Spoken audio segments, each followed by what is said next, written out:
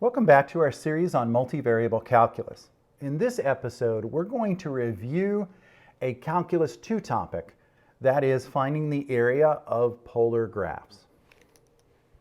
A polar graph needs to be able to be put into the form of r equals some explicit function of theta for this technique to work. Let's see how it happens. Okay, suppose this is the edge of some polar function and we'd like to find the area inside of it. Well, from the origin, we draw out a triangle whose sides, of course, are the radius from the origin to that polar graph. And the base of the triangle is actually given by r d theta, the arc length. This then represents the tiny area element, dA. And dA then can be defined as the area of this triangle. As r d theta gets smaller and smaller and smaller, the radius is going to equal the altitude of the triangle. And of course, the area of a triangle is 1/2 base times height, 1/2 r squared d theta. Of course, to find the area explicitly, I integrate, so it's 1/2 the integral of r squared d theta. And of course, r squared is expressed as some explicit function of theta. And so the final integral form is 1/2 the integral of f of theta squared d theta. All we have to do now is find the appropriate limits in order to determine the area inside the polar curve. And that's where these things get a little bit tricky. You'd normally think, hey, if the polar graph is defined in terms of some trig function, they generally go through their entire cycle in a domain of 0 to 2 pi. The problem is, often these polar functions could be drawn multiple times or maybe only partially drawn within that 0 to 2 pi domain. So it's always best to check how much of the curve is being drawn by how much angle, because then you can judiciously choose your limits of integration to only cover the area once. Let's take a look at an example. Suppose I have r equals cosine of theta. The graph of this is pretty straightforward. It's a circle that straddles the first and fourth quadrant.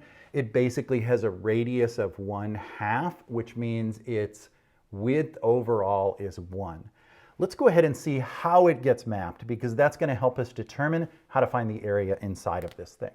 So I'm just going to make a little t-table of theta versus r values to see exactly where we are on this as we move through various different angles. Let's start with an angle of 0. 0, not theta. Okay, at 0, of course, cosine theta returns 1. So the radius would be 1, and we're all the way out here. Okay, let's move up a small angle, let's say 30 degrees or pi over 6. Well, of course, the cosine of pi over 6, cosine of 30 degrees is radical 3 over 2.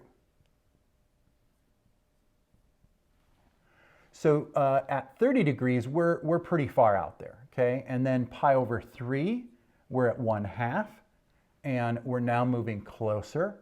The next one up would be pi over 2 for a standard angle, and we're at 0.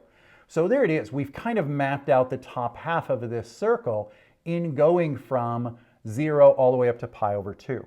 And you can see if we went another pi over 2, if we go from pi over 2 all the way up through theta being pi, we're going to map out the bottom half. Even though we'll be in this quadrant here, all the radiuses will be negative, and therefore we'll map out the bottom half. So we would map out the entire thing from 0 to pi. I can exploit symmetry then, and I can actually set up this integral because I know it maps out a semicircle at pi over 2. I can simply double it. The area of the top half and bottom half are the same. So I can say, and again, building on this formula, 1/2 of the integral from 0 to pi over 2, and then I'm going to double that because remember, I'm only adding up the top of the circle, so I need to double it. And now I'll take the square of the radius cosine squared theta d theta. So evaluating this integral will actually get me the area of the entire circle. And you notice, I certainly didn't use the general domain for cosine in order to do this. So the lesson here is always check on the mapping of the function before you choose your limits of integration. The next thing we want to talk about is suppose we have a cutoff or an inner function that cuts off so that we only want a part of an area, not a total area. For this one, let's make a circle of radius 1/2 centered at the origin. So this would be r equals 1/2. Now, if r equals 1/2, I need that intersection right there and there, because those are then going to form the limits of integration. I want my area to be this portion that's outside of the inner circle, but inside of the outer circle. Now, to do that, I'm going to need what those limits are. So I just need to solve for when cosine of theta is equal to 1/2. Well, it's pretty obvious that happens at pi over 3. So theta would equal plus or minus pi over 3. So I could certainly integrate between negative pi over 3 and pi over 3. The question is, what do I integrate? Well, I have an outer function, and that'll need to be squared, so I find the entire area. And then I have an inner function, and that'll also have to be squared, so I find the inner area, and I'll take the difference between the two. So I'm going to go ahead and use the entire set of limits, so I don't double it this time. So this will be 1/2 the integral from negative pi over 3 to pi over 3. I'm going to take the outer function, which is cosine theta, and square it. And then I'm going to subtract the inner function. The inner function is r equals 1/2. So squared, that would be 1/4 d theta.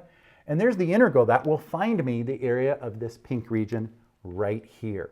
So even if we have areas that are cut off between two extremes, we can still use this technique to find those areas. The key is limits of integration, and because that's the tricky part of finding the area of polar graphs, we're reviewing that now, because when we move to volumes, things will be much more complex. The last thing we need to worry about is how to find the limits for the area of the base.